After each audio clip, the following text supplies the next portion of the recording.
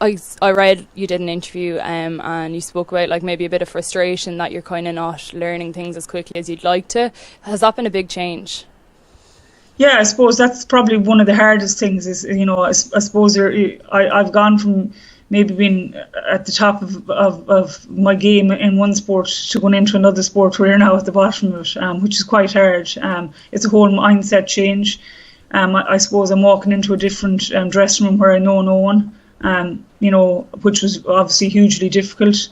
And I'm also going into a whole new culture.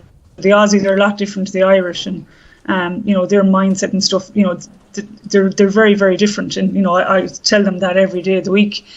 So, yeah, that can be quite, frustrating and to kind of fit into their mindset and not fit into their mindset. I have to try and be my own person too. So when you talk about a mindset, Cora, are they more relaxed or what is it?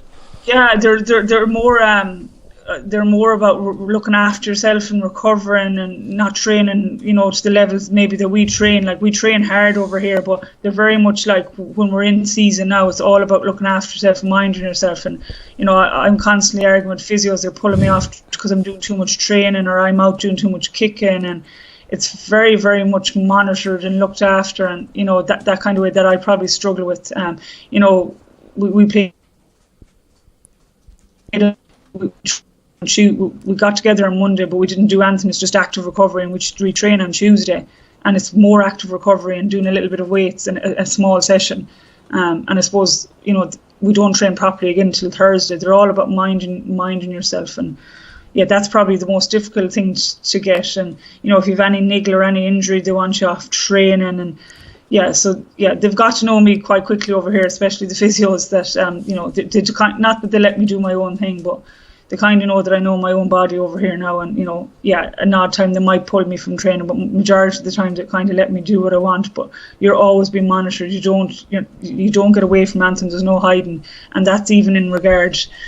We'd say for training, every training session we do, we're videoed. It's videoed from 2 angles. Every training session we do, we're GPSed, and we've 10 different stats coming out of the GPS system. So you're in green if you're the highest, and you're in red if you're the lowest. So you never want to be in red. That's put up in the dressing room after every training session. So like small things like that, there's no hiding place. There's nowhere to get away from anything. You're being watched from every angle by a number of different people. We've a head coach, I suppose, and then he has probably another 7 coaches behind him. We've a physio, a masseuse, a dietitian, a psychologist, a liaison officer, if you want to call it, a player welfare officer, they call it over here. We've 2 stats people. We've about 4 or 5 first aiders. All these are at training. So we probably have a group of about 25 people at training that aren't players. So you just don't get away with anything. And as I said, there's no hiding. So from that point of view, yeah, that can be difficult too. But yeah, it's very enjoyable.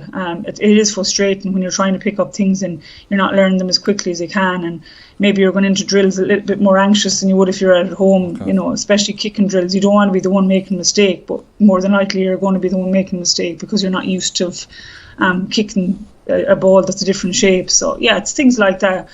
But at the same time, it's very frustrating. But it's hugely enjoyable trying to rise to the challenge.